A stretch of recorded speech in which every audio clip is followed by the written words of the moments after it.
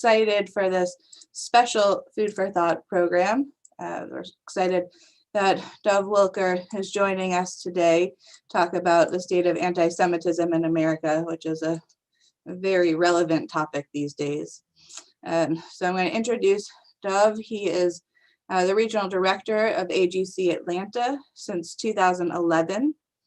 He is the AJC's national director for Black-Jewish relations since 2018. Active in the community, Dov serves on the Lead Atlanta Alumni Board as a class captain and the U.S. Global Leadership Coalition's Georgia Advisory Committee and the Advisory Council for the Atlanta Ballet. After earning his MBA from Tel Aviv University, Dov worked for an Israeli software startup. He began his career with the Israeli Ministry of Foreign Affairs in southeastern United States and previously served as AJC's Atlanta's assistant director. Dov has been recognized as a 40 under 40 by both the Atlanta Business Chronicle and the Atlanta Jewish Times, and was honored with the Asian American Heritage Foundation's Distinguished Community Service Award. Dov received his BA from the University of Miami in Florida and is married to Julie Jacobson, and together they have 2 daughters.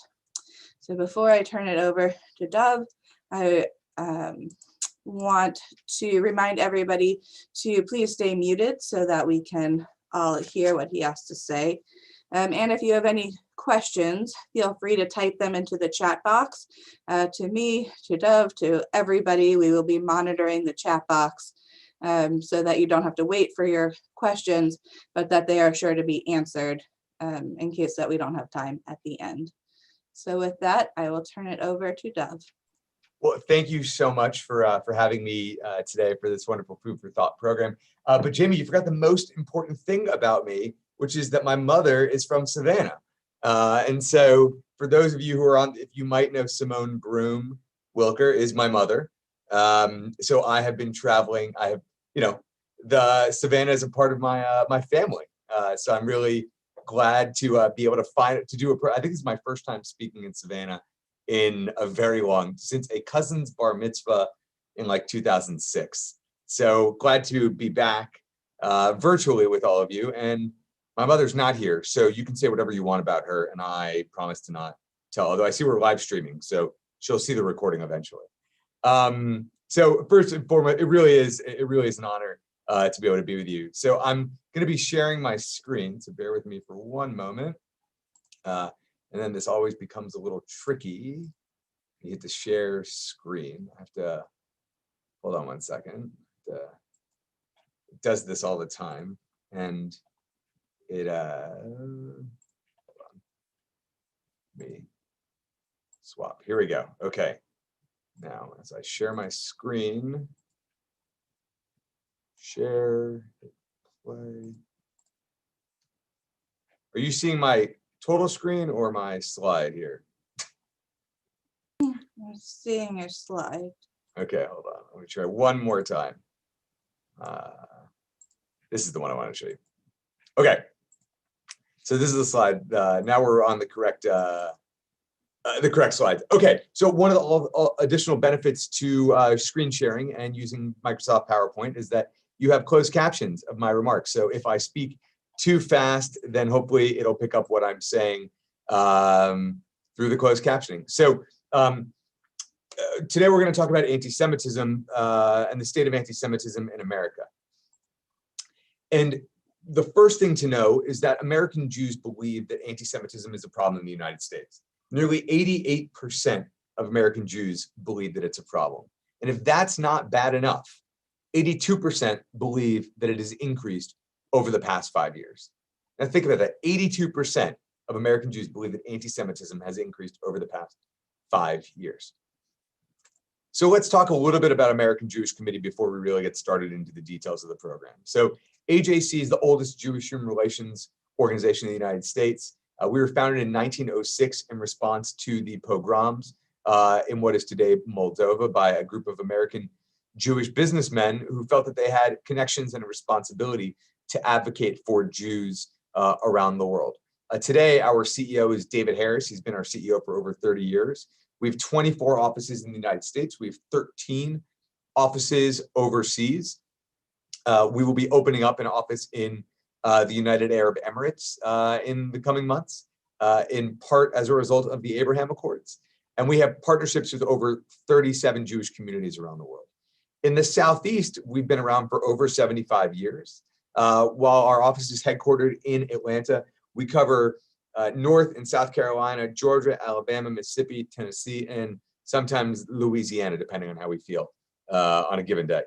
And our advocacy priorities are to combat anti-Semitism, to advocate for Israel's security and legitimacy, and to fight extremism, promote democratic values, and protect human dignity. And we do all of that in a number of ways. The first is through intergroup relations. AJC works with religious and ethnic communities, Baptist, Catholic, Mormon, Muslim, Black, Latino, Indian, Asian leaders to develop an understanding of who we are as Jews and who they are as our partners in the community, and what our opportunities and challenges are.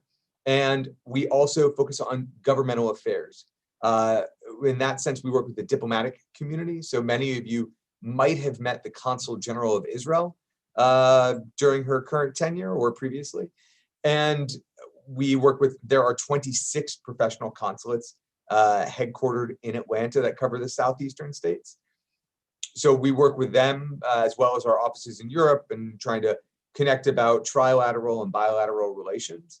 And then we also work with political leaders, so members of Congress, federal and state, local officials. We send mayors to Israel. We send academics to Israel. We, advocate for the hate crimes legislation, and really try to connect with our elected officials so that they have a better understanding of who we are. And I will tell you that one of the biggest things that we do now is meet with elected officials to talk to them about anti-Semitism, because I can tell you that if there's something they don't know anything about, it's anti-Semitism. We've done a tremendous job as a Jewish community advocating for Israel and creating an atmosphere that our elected officials understand the importance that Israel has to the Jewish community. But we need to do a better job of creating understanding about anti-Semitism. And that is part of the report that we created today, or that I'm sharing with you today. It was created a few months ago. So let me tell you a little bit about the report. So AJC actually commissioned two different surveys, one of American Jews ages 18 and older, and one of general US population 18 and older. And the reason we shared this information is that a standard survey interviews about 500 people. But we felt in order to really create an understanding and to define the work that we did, we needed to go beyond that. So we created sample sizes of over 1,000 people per survey. And what's also important is that in order to be eligible to participate in the survey, you had to be 18 years or older. And you'll see why that has an impact a little bit on the data and the way that it is used. So let's go into the numbers, right? American Jews have been the target of anti-Semitism, both online and offline, over the past 5 years, 1 in 3. And one of the astonishing things to me, these surveys were done in September, is that you would have assumed that the numbers would have gone down over the past 9 months because of COVID. But in reality, the anti-Semitism that we might have experienced in person actually increased online. So much of the anti-Semitism we are obviously seeing now is online discrimination. 1 in 4 American Jews have avoided publicly identifying as Jewish. I mean, think about that, right? You don't want to wear your kippah, you don't wear a Star of David, you don't want to wear a shirt that says I support Israel, because you are afraid of what might happen as a result of identifying that way publicly. I actually, for me, when I saw that statistic in 2019, this is actually the second year of our survey, I started wearing a kippah out in public because I wanted to become one of the visibly identifiable Jews, because right now I'm not sure that I would fall into that category. But if you take this statistic of 1 in 4 and then connect it with this next one, right? Do you avoid certain places out of concern for your safety as a Jew? So think about that. Nearly more than a quarter of Jews in America actually avoid attending a Jewish institution. So today's program is taking place on Zoom, but if if it wasn't for COVID, I would have been in Savannah and we would have hosted the program, I don't know, either at the JEA or at one of the synagogues. But think about that. A quarter of you might not have, well, you all would have attended because you're here. But there are others in the community who might have avoided attending it because it is a Jewish institution and they are afraid for the possibility of it being attacked. I mean, that's devastating to me. That is a more devastating statistic to me than the question around the future of Jewish continuity, because this is about the essence of how we identify as being Jewish. What are the institutions that we are comfortable attending? Now, so those were about the in-person types of anti-Semitism that we fear. But what we're seeing on this slide is the role that social media plays in anti-Semitism. So now remember earlier I said that in order to be eligible for the survey, you had to be 18 years or older. So the numbers are a little bit skewed based on the demographic, right? If you're under 18, you're probably not on Facebook, or really probably not even on Twitter. But by looking at this, 62% of the people surveyed have experienced anti-Semitism on Facebook, and a third are on Twitter. I mean, that is astonishing to me. And frankly, the numbers are probably a little bit higher. On Instagram, on YouTube, Snapchat, TikTok, the numbers are definitely much higher. But because of the demographic that we interviewed, those numbers for those younger social media platforms are lower. And I'll share with you an example of Instagram anti-Semitism. So we have a program in Atlanta for AJC called LIFT. It's Leaders for Tomorrow. It's a Jewish advocacy training program for high school sophomores and juniors. And one of our alum is now a freshman at Northwestern University in Chicago. So the student went to Northwestern, she flew up to Chicago, and school was virtual. And as a result of the social justice protests of the summer, there is now an abolish the police at Northwestern. So the abolitionist group in Northwestern says that they are against anti-Semitism, they are against racism, and they are against Zionists. So this freshman student, this alum of our program, reached out to the group via Instagram and said, "Hey, want to talk to you about your position being anti-Zion, being against Zionists." And they said, "No, thank you. We have Jews involved with us. We're not going to talk to you, and we frankly don't care." And then they took her private message and they made it public. And then she started to get harassed as a result of that. I mean, think about that. They took a private message, they made it public, and then this young 18-year-old girl is getting harassed. And not only her, but also her roommate.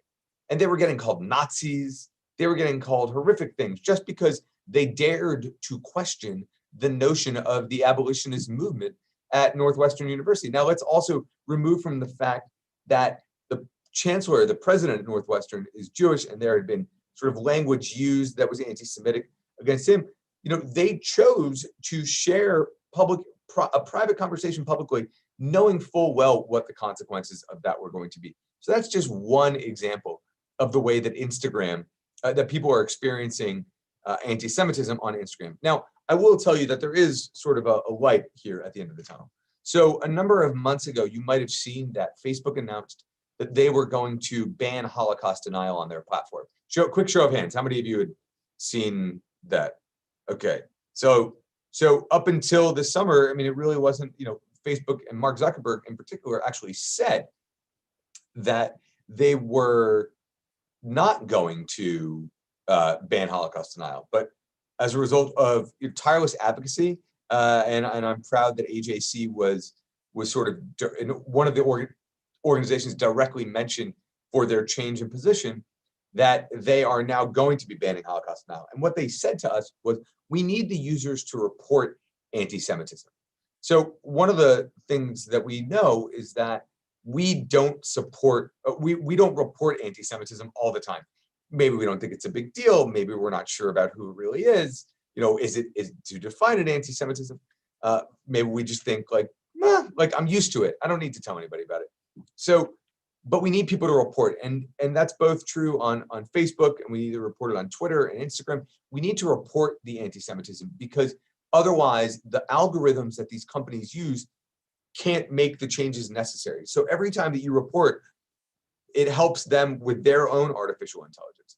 The other piece to remember is that they want to improve on this. Now, they may not be moving as fast as we would like them to. They definitely develop technology much better than they develop sort of protections for Jews, but they want to know and they want to improve. And so it's something that you should always remember. Now, one of the things that we also asked people was to define the types of anti-Semitism that they see. What are the threats? And so you can see here that the respondents, 89% believe that extreme political right is the greatest anti-Semitic threat, and then extremism in the name of Islam, and then lowest on the list, but it's still there, is the extreme political left. And look, we have seen it, right? We saw it last week in DC. We saw it over the summertime as a result of the social justice protests. There's anti-Semitism across the board. It exists. It is there. We can't deny it. And one of the important reasons to ask this question is specifically so that we are able to then combat it within those political frameworks. So it's not good enough that perhaps we might call it out, but also people within their own political parties need to be calling out anti-Semitism. So a few months ago, the FBI released their annual hate crimes report. Now, it's a year delayed. So the report that you're seeing, the report was from the year 2019. But in 2019, 60.2% of all religious bias crimes in the United States targeted Jews. Now, we are 1.8% of the US population, yet 60.2% of all religious bias crimes were targeting Jews. That is an astounding number. That is and frankly, most law enforcement departments don't actually report on anti-Semitism. We passed a hate crimes law in the state of Georgia last summer. The governor signed it into law. It went into effect on January 1st, 2021. But it's not enough because the local governments need, and the GBI and local law enforcement need the resources to understand how to report, when to report, what questions to ask when understanding the crimes that we are facing. So it's not just that we are experiencing it, but also that we need to be acting upon the information. And if you look at it, here are the raw numbers of the types of anti-Semitic incidences and offenses that we've saw between 2018 and 2019. I mean, the numbers are clear. They're bad. They're bad. It's bad. And remember, 2018 was when the Pittsburgh massacre occurred, and 2019 was when the murders at the Poway Chabad synagogue occurred. So it's not just one individual incident. It's really a variety of incidences. So another question that we asked that we felt was really important was how familiar are people with the term anti-Semitism? So I think it's pretty good to say that 53% have heard or know what it means. But that means that 46% of the US population of those surveyed don't know what anti-Semitism is. Now, I can tell you that my Facebook feed is inundated with conversations about anti-Semitism. But what it means is that it's staying within my bubble. We're not necessarily doing a great job of getting the message out there to the broader general public. And we have to, figure out what are good strategies for us to be able to do that. And is it a problem in America today? Right, I started off, this is the first statistic that I showed you, was that 88% of American Jews believe that anti-Semitism is a problem in America today. But 2/3, and in the general public, it's 2/3. But that's not good enough. Like, that's good. I'm glad to see the 2/3 of the public know about it, but we need to do better, right? We need to make sure that more people understand. And even the fact that 11% of those Jewish people surveyed don't think that it's a problem, like, I want to meet those 11%. So over the past 5 years, and again, we're comparing and contrasting here, right? So 43% of the general public doesn't believe that it's increased. I mean, only 43% believe that it's increased over the past 5 years. I mean, look, you got to have your head under a rock if you don't think that anti-Semitism has increased over the past 5 years. I mean, we talk about it more, we see it more. It's not an isolated incident. And as you saw from the FBI hate crimes data, it's over 1,000 times a year. So if there's over 1,000 incidences in a year, it's definitely happening. Now, one of the questions that we asked related to anti-Semitism was about Israel has no right to exist. And this is a cornerstone of the BDS movement. So what we see here is that there's actually a pretty close numbers, both between American Jews and the general public, about whether the term Israel has no right to exist is anti-Semitic. So I think we should feel good about this, looking at it this way. But then, and let's move on and sort of the other questions, right? The US government only supports Israel because of Jewish money, and which 55% of the general public believes is anti-Semitic. Only 55%. And worse, American Jews are more loyal to Israel than to America. Only 50% view that as anti-Semitic. So, the notion of Jewish money and, Jewish loyalty are something that we know, sadly, are anti-Semitic canards that have plagued us and led to the deaths of, millions of Jews over the past 2 millennia. So if there are those who don't, but there is a lot of work for us to do in sort of creating this next level of understanding. Now, the BDS movement. So the BDS movement is the boycott, divestment, sanction movement, right? They are the ones who are seeking to delegitimize Israel in the academic space, in the cultural space, in the business space, right? And the BDS movement doesn't distinguish between Israel and what happens in the West Bank. It's just Israel. So, for American Jews, 80% believe that the BDS movement is anti-Semitic, mostly anti-Semitic. And in the general population, it's only 62%. So again, how we explain this to people, I think, is very important. But sadly, if you think about how we explain it, and this is something that I've talked about a bunch already, to 2/3 of the people in the general public who were asked, it doesn't make a difference to them if a Jewish person or organization calls something anti-Semitic. So think about this, right? An incident happens in Savannah, and Adam or Jamie are out on the media, and they say anti-Semitism occurred. Or one of the rabbis says that anti-Semitism has occurred in our city. To 2/3 of the people, it's not going to make a difference. It doesn't matter to them that they represent a Jewish organization. It doesn't matter to them that they are Jewish. It doesn't matter to them if you call it. They will decide for themselves what's anti-Semitism. We are the only community for whom this is a question of who decides what is anti-Semitism. And for me, as a Jewish professional, right, representing an organization that talks about anti-Semitism all the time, it is a problem for us that they don't necessarily believe what it is that we are saying. So we also asked a number of questions about the Holocaust, which I think is also very important for us. And these are good numbers, I think. Whereas 99% of American Jews know some or a lot about the Holocaust, it drops to 68% among US adults. Oh, hi, Mom. When you think of, but what we've recognized is that the teaching of the Holocaust is important. So 90% of the general population believe the teaching about the Holocaust is important. Now, in the state of Georgia, we don't have required Holocaust education. But the Georgia Commission for the Holocaust does provide resources to the academic institutions across the state of Georgia.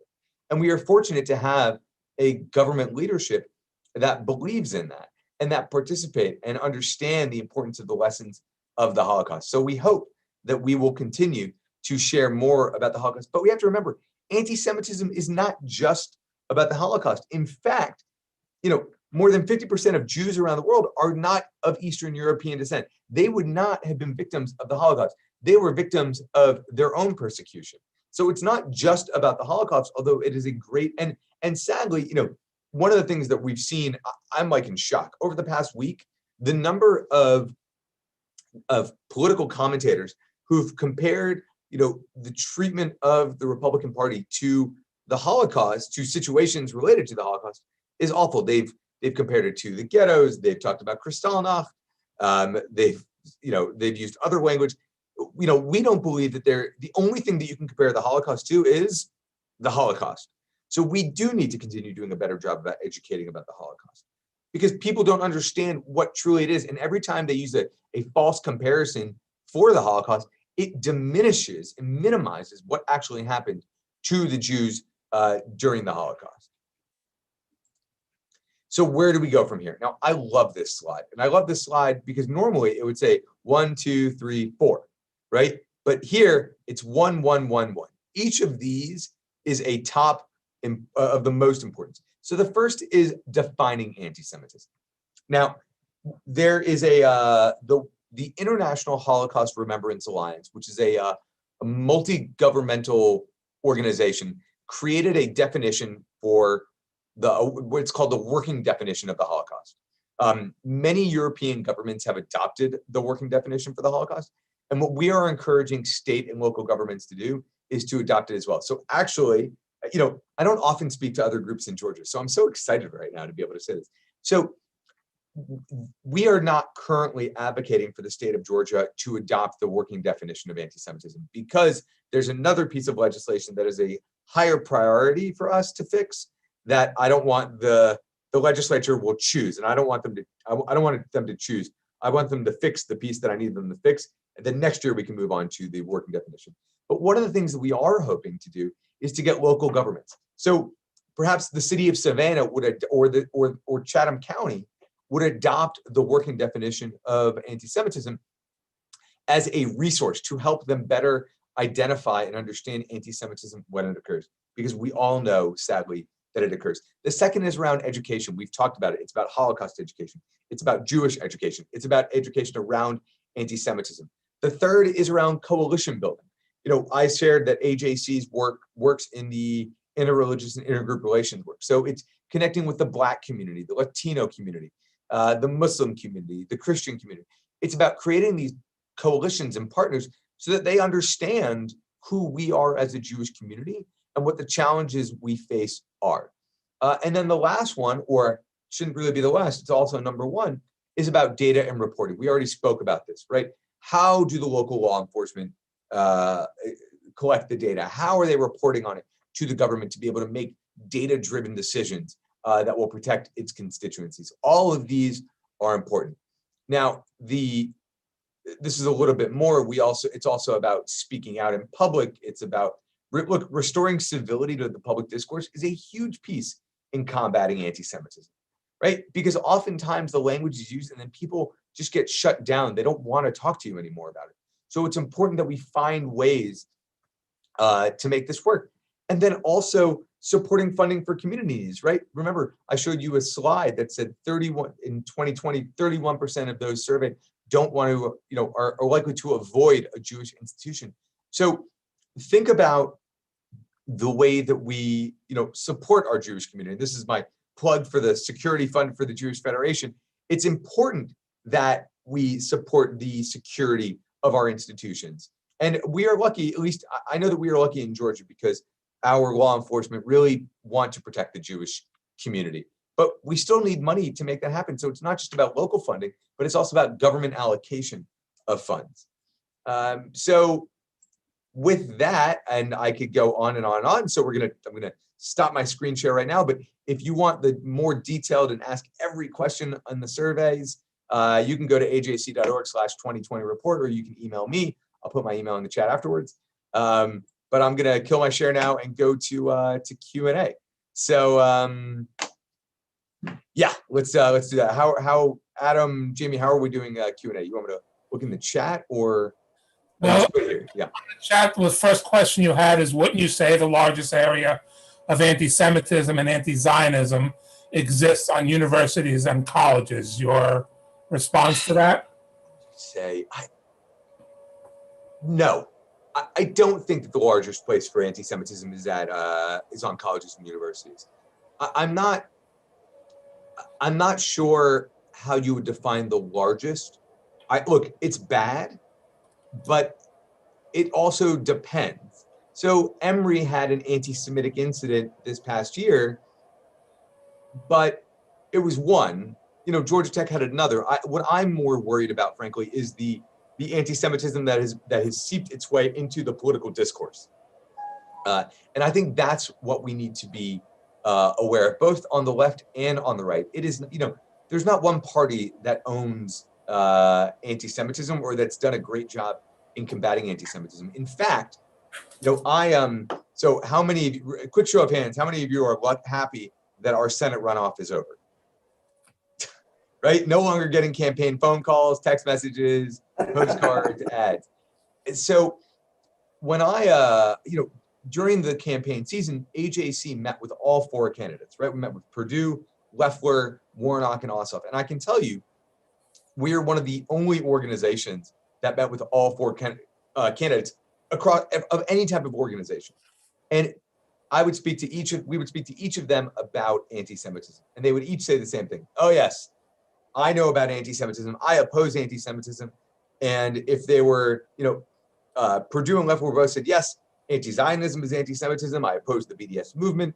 It's a part of my Israel platform.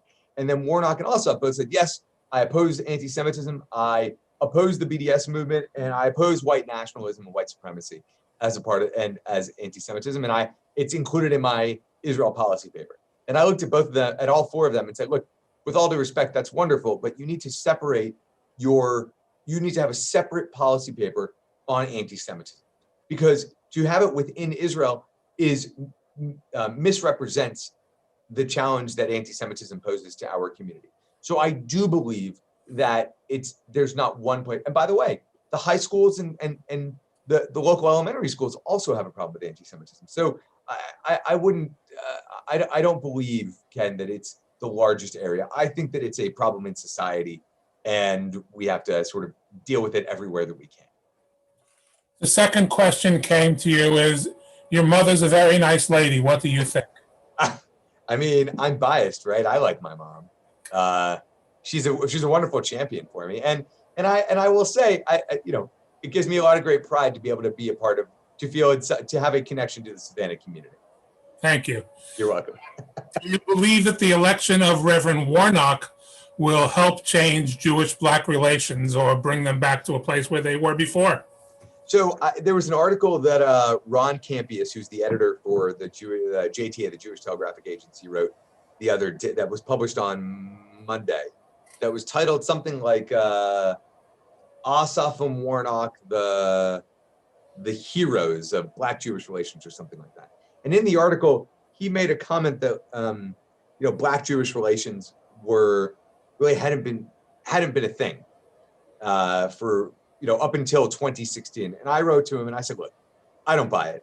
I think the Black Jewish relations have always been something that we in Georgia, at least, have had an affiliation for, hadn't been working towards. I think that Warnock and Ossoff, perhaps they amplified the voice and the importance of Black Jewish relations, but I wouldn't necessarily say that.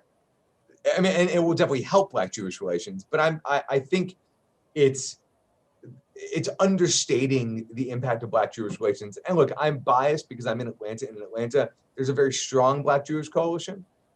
So my hope, in part, is that one of the things that AJC helped to create is the Congressional Caucus for Black Jewish Relations. So part of our hope is that the members of the caucus, and every Black member and now Jewish member, because Carolyn Bourdeaux, the new congresswoman from Georgia 7 in Gwinnett, while she herself is not Jewish, her husband is Jewish, and they're raising their son Jewish. So every eligible member of the Georgia state delegation is a member of the Congressional Caucus for Black Jewish Relations. My hope is that these members will take the toolkits that we provide to them and strengthen Black Jewish relations in their communities.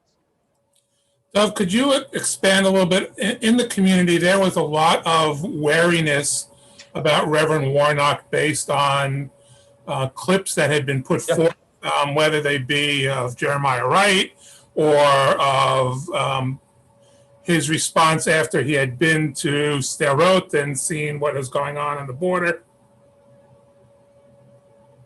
Look, Reverend Warnock said horrific things in sermons during his time as by the way, he's still the senior pastor at Ebenezer.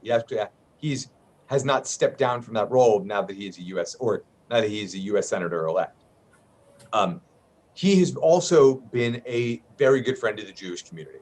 I don't think you can disagree with that. He has Ebenezer Baptist Church has a very close relationship with the Temple in Atlanta. He has been if you look, ironically, this didn't get mentioned much, but if you looked at some of the attack ads on Warnock from MLK, or when Loeffler was speaking at the church, the Israeli Consul General has been a guest at the church. He's got a relationship there. He even hosted the Israeli ambassador to the U.S. a number of years ago.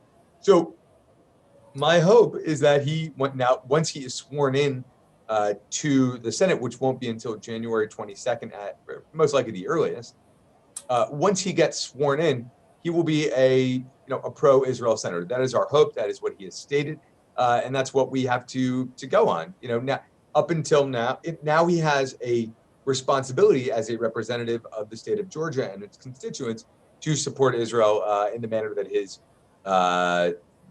as the citizens in the state would like him to. Dov, next question is, it seems in the Jewish community, we always talk about the far right.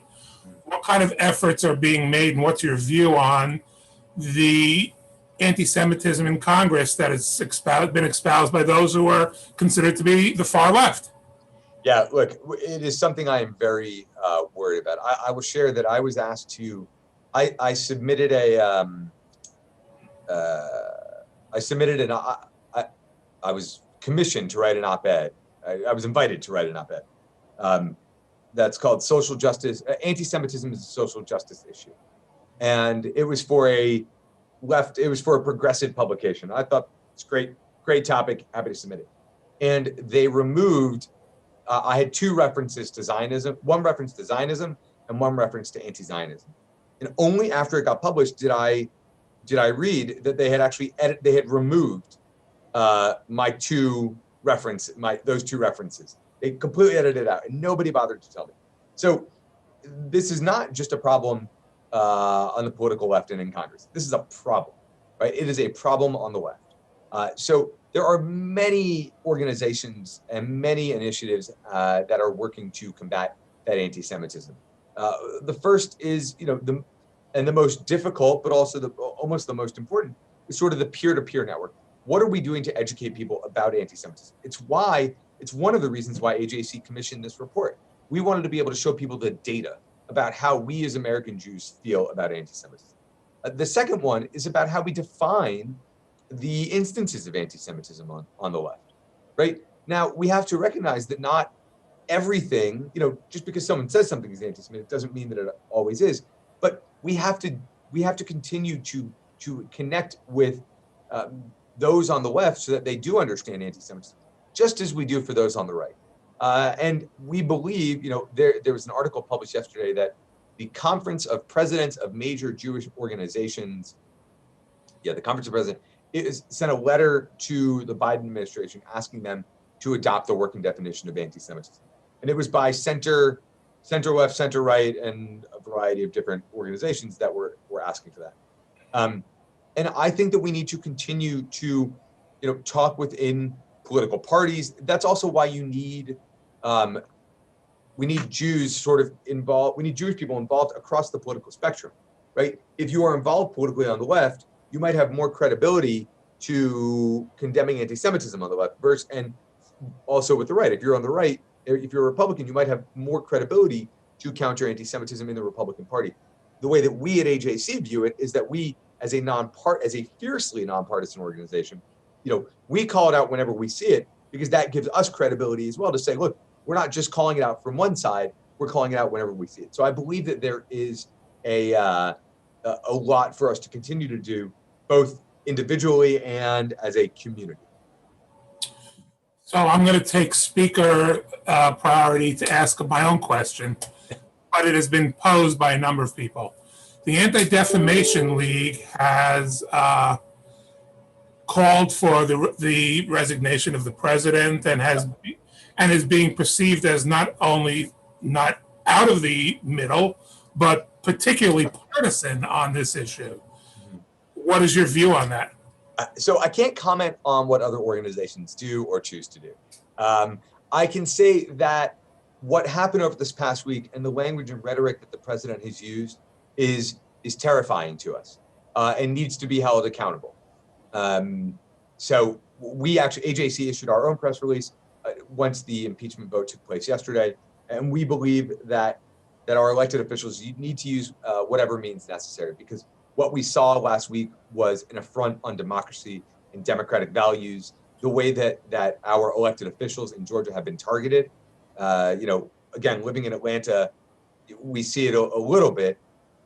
I don't know if we see it differently, but I can go down to the Capitol right now if I want to and see the fence that they have erected around the perimeter of it for fear of what might come to the Capitol next week during the inauguration. So I think we practice nonpartisanship and centrism as a core value of American Jewish Committee. And we said it, we've been saying it for years, right? For us, it's about issues, not individuals. It's about policies, not people. So it's about the way that we speak and the issues that we are addressing. And we believe that there has been assault on democratic values, sadly, in America today. The next question is, I was surprised at the rhetoric in the political calls I got before the election from Jewish organizations that not only did not support the Jewish candidate by choice, but also said terrible things about him. Do you ever take Jewish organizations to task for their rhetoric? Yeah, look, internal Jewish politics is really tough. When a Jewish organization in Georgia says something that I disagree with, or that I believe is taking the wrong approach, I say something to them in a private phone call. I am very weary of publicly condemning another Jewish institution because I believe that is bad for the Jews. And I believe that we are a politically divided community, right? I believe that in the state of Georgia, nationally, Jews, but in 2020, 70% of Jews voted Democrat, so roughly 30% voted Republican. I believe that in the state of Georgia, it was closer to 60-40 or even 55-45 Democrat Republican. There are more Democratic Jews in Georgia than there are Republicans, but it's pretty close. And my frustration over the course of the runoff wasn't just about the rhetoric, but it was the way that anti-Semitism was used as a wedge issue. And if there's one thing that I know is that if anti-Semitism is used as a wedge issue for our own community's sake, that is bad. That is bad for us and for the future of our community. And we need to do everything possible to repair our internal relationship. There used to be consensus, right? It's funny, if you look at the history of Jews, the Zionists in the early 1900s weren't the majority, right? American Jewry was not fully supportive of the notion of a Jewish democratic state. Once the state of Israel was founded in 1948, only then was there sort of general consensus about the support for Israel. And the bipartisan support for Israel is actually the greatest success story of American Jewry. Make no doubt about it. And it is not because of any one organization. It is because we as a community came together and said, we have to make sure that the United States continues to support Israel. Because remember, before 1967, Israel's greatest ally was actually France. So we've seen, and then 1967, Six-Day War happened, or leading up to the 67 war, France decided to ally themselves with the Arabs, and Israel was sort of stuck. And only that was when the United States really became Israel's, main supporter and main ally. So I believe that we need to do everything that we can to prevent an assault on or to strengthen the bipartisanship that we have within our own community and create consensus around issues that are important to us, anti-Semitism and Israel. The next question. First of all, I have to thank all of you. This is the first time in 10 months that a group of people has actually used the chat box and it has functioned as it's supposed to do. Therefore, the speaker gets to speak a lot more than us speaking, which is wonderful. Dov, there's a lot of Jewish connections, especially in the cabinet in the Biden administration. Do you think that will help the issues of anti-Semitism, on Jewish relations, on where we stand in the government? Yeah, 100%. We actually, yesterday, my colleague, who's our director for political outreach, did a briefing for my board, and she said we've never had, AJC at least, has never had more friends in the senior cabinet level positions. Tony Blinken is Jewish. He's going to be the Secretary of State.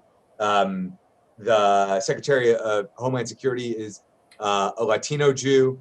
The Secretary of Labor and the Secretary of Commerce are both Friends of the Jewish Community. They both are Project Interchange alum. That's our AJC's initiative that sends non-Jews to Israel.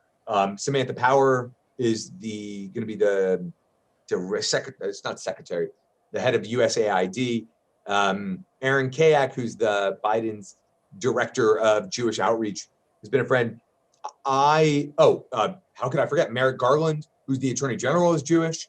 Chief of, I'm sorry, what was that? Chief of Staff? Yeah, Chief of Staff is Jewish. That's right. I think that we are very fortunate as to the level of access, the level of relationships that the Jewish community has in the current administration. And also, it's not just the level of relationship. President Biden, the President-elect Biden, is a life. He was in the Senate. He's a lifelong politician, right? He's been an elected representative for 50 years. He has very close relationships to the Jewish community. So and Kamala Harris, think about the world that we live in, that our current president has Jewish family and that our president-elect has Jewish family. And you're not talking about like distant cousins. Like you're talking, Joe Biden's brother-in-law is a rabbi, if I get that correctly. And President Trump's daughter is converted to Judaism. So it's, we actually have more, and there are more Jewish representatives in Congress this time than there was in the previous one. And John Ossoff representing the state of Georgia, I think is really important too. I mean, we have think about this. In the state of Georgia alone, we have 2 elected officials who are Jewish. And I say that because Carolyn Bordeaux's husband is Jewish. So that's unbelievable. We live in Georgia and this is where we are. I mean, it's really astonishing. We're very fortunate for that. Dov, we understand that you are having a distinguished advocate event in May honoring Merle and David Horowitz, who have many, many admirers and friends here in Savannah. And could you maybe tell the group here how they could support that or be a part of that? 100%, happily. So on May 6th. Is it May 6th or May? I get the dates wrong. It's May 5th. It was funny. My anniversary is May 6th. And so it's the day before, so it's May 5th. So May 5th at 7:30 p.m. It's going to be a virtual event. It is a fundraising event, but we will be making everything public soon. There will be a host committee.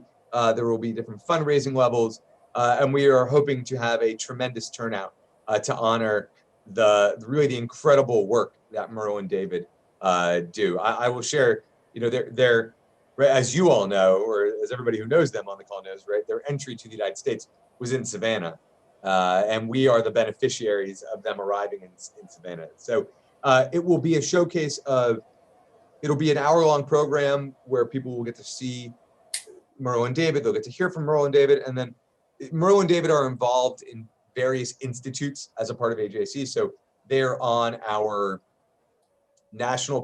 Merle is on our national board. She also serves on the board of our Transatlantic Institute in Brussels, our Africa Institute, our Human Rights Institute, and our Project Interchange board. Leah, my colleague, is with me. She'll text me if I forgot any other ones. And we are going to be showcasing the work of AJC around the world and their connection to Merle and David. So it's going to be a beautiful event. If you are willing, here, I'm going to type this in the chat. I'm going to give you my colleague's email, Leah, who is with us. If you email Leah, that's Leah Gross, she will make sure that you get on our list so that you know more about the event honoring Merle and David. That would be wonderful. And by the way, in the Atlanta Jewish Times, it has that event at noon, not at 7 o'clock. Oh, I got to fix that. But one of you needs to fix it. Okay, I guess at this point we can, I will just tell you that my experience with AJC over the years some of it being a part of, but some of it just from an admirer. What they do with interfaith relations between different ethnicities and different cultural groups is exceptional. There, if you talk about, if you've ever been a part of an interfaith Seder, they own the interfaith Seder world. There's the German Jewish, there's the Irish Jewish, there is the Black Jewish, there's the Catholic Jewish, the German. They are all over the place. And if you're going to create relationships between groups, breaking bread and talking to somebody next to you is probably the singular best way that you can do that. And they do it really well. So if you haven't been a part of that, certainly want to do that. Thank you, Adam. My pleasure. I don't have any more questions. If anyone wants to open up their mic and ask a question, you're certainly welcome to. I don't have a question, but I'd just like to make a statement. Can you hear me okay? Yeah. Okay. I didn't know anything about the American Jewish Committee other than it was another Jewish thing that every now and then the name would crop up. But when the pandemic started, I started getting all of these invitations to webinars, and I probably listened to 50 or 100 of them from the AJC, and they are uniformly terrific.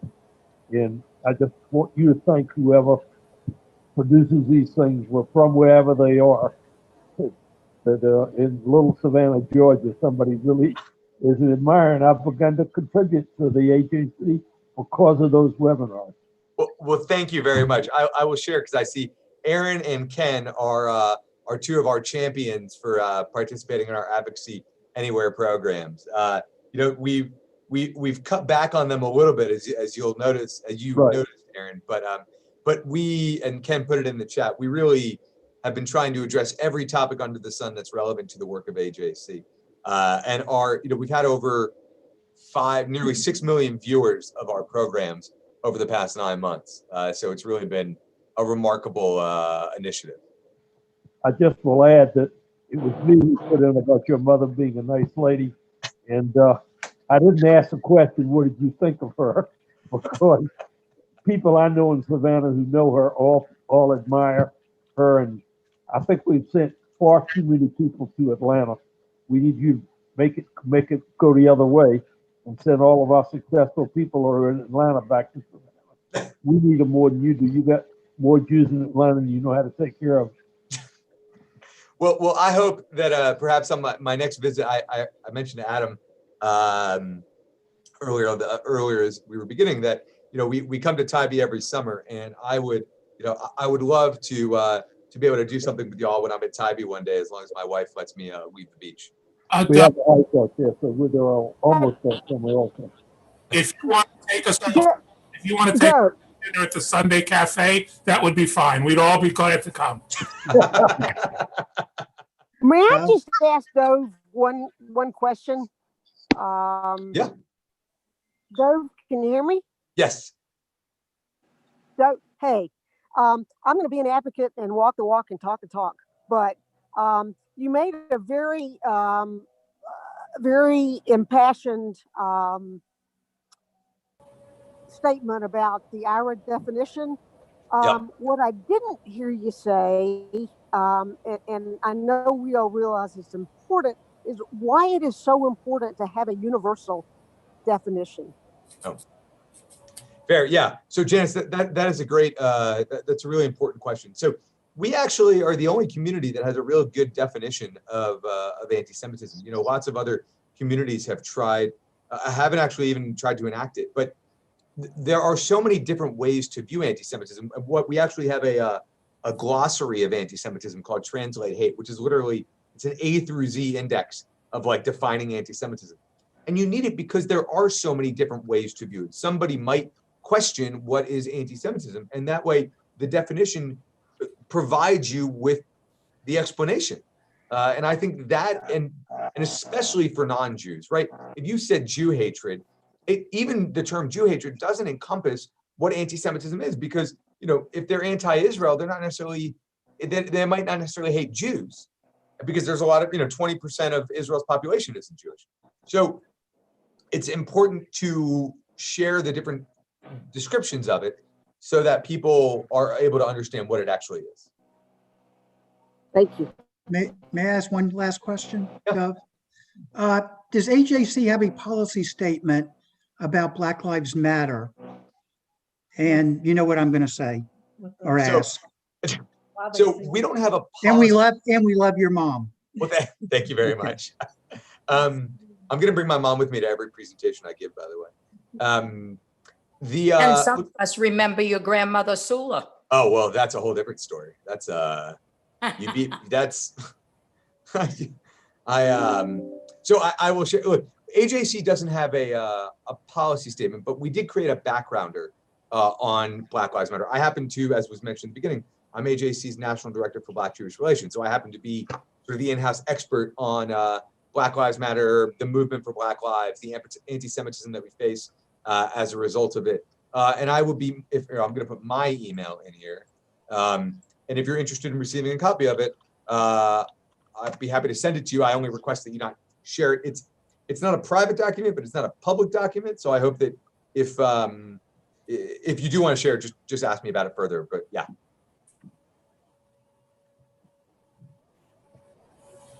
Okay. We're right at the 2 o'clock hour. Great. Well, thank you all. Wait, do you want to say hi to Grandma? My daughter's in virtual schooling this week. They can't see you. Okay. Thank you all so much for taking the time out of your busy days to be with us. It is such a treat oh, there you see the hand. To be with all of you. I look forward to being able to come back in person and to sharing more stories about the work of AJC, but also, hopes in partnership with the Savannah Jewish community. So it's wonderful to see you all and have a great rest of your day. Doug, thank you so much for everything that you said and informed. And I think people really got a lot out of it. And it's very often it's to get an expert in the field who has the connection here makes it even more meaningful. So thank you. Simone, thank you for hawking me all the time about Dove and getting me here. It seems to work. And I wish you guys stay safe. Give yourself a break. Understand that things are tight now and people are getting very anxious. So let's really take care of yourselves and take care of each other.